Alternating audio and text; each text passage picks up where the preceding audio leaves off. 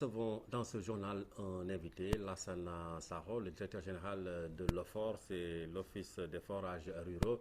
Bonsoir, Monsieur Sakho. Bonsoir. Alors, Monsieur Sakho, vous êtes donc sur ce plateau pour nous parler de la cérémonie de demain, qui aura lieu avec donc le secrétaire général de l'hydraulique rurale, Monsieur Diène Faydan, qui va présider la cérémonie de la remise de clés dans le cadre de la mise en route effective du premier contrat d'affermage de l'Office des forages ruraux. Et ce sera le 1er juillet, donc le 2 juillet plutôt, à Tasset. Alors, est-ce que vous pouvez nous parler de cette cérémonie, de ce démarrage effectif du contrat d'affermage? Ça veut dire quoi en termes techniques? En termes techniques, je pense qu'il faut revenir sur ce que c'est que l'OFOR. L'OFOR, c'est l'Office des forages ruraux. C'est la SONES en milieu rural.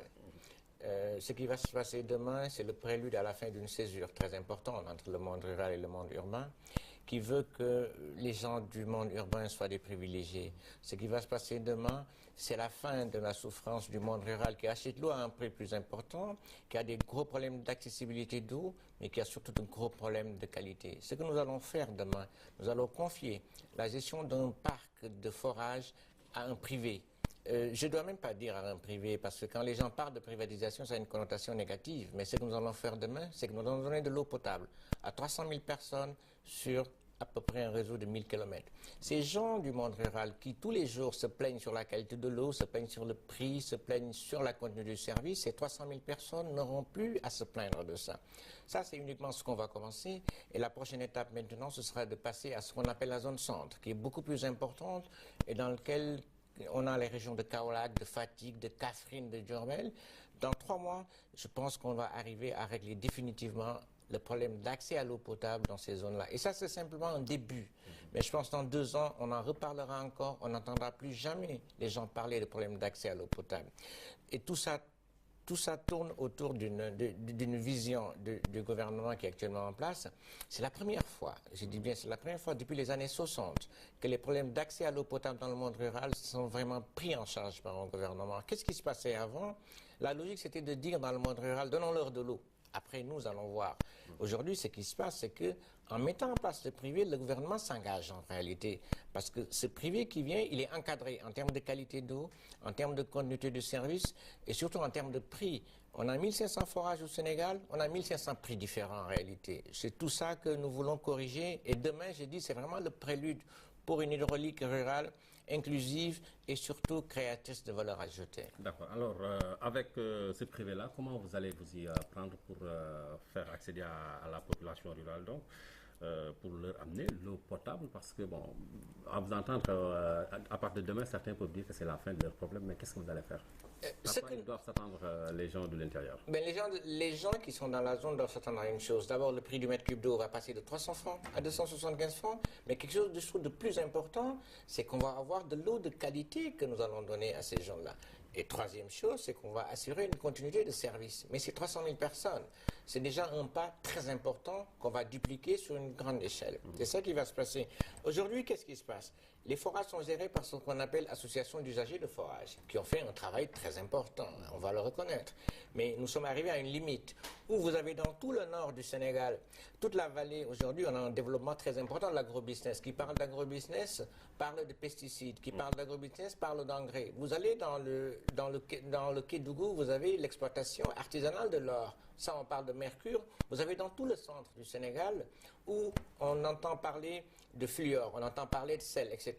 Mais ça, un Asifor ne peut pas gérer ça. C'est pour ça que nous mettons en avant les privés. Cela ne signifie pas que nous allons exclure les Asifor. Ce qui va se passer, c'est qu'il y aura un contrat entre l'Office des forages ruraux, qui est la SONES du Sénégal, et le privé. Mais il faut une troisième partie qui va jouer le rôle d'arbitre. Et cette troisième partie, justement, ça va être l'Asifor, c'est-à-dire qui va représenter les consommateurs. Donc toute la chaîne de production, du début jusqu'à l'usager, ça va être géré par le privé. Et l'Asifor, ça va être la troisième partie qui va servir d'arbitre entre les deux parties. Et je pense vraiment, dans 3 ans, l'hydraulique rurale aura un visage complètement différent. On parlera d'excellence dans ce domaine-là. Alors, M. Sakho, cette innovation donc appelle à un certain changement de comportement de la part des populations. Alors, à quoi donc, disons, quel appel vous lancez à ces populations rurales? Qu'est-ce qu'ils doivent faire? Ça dépend de ce qu'on appelle population.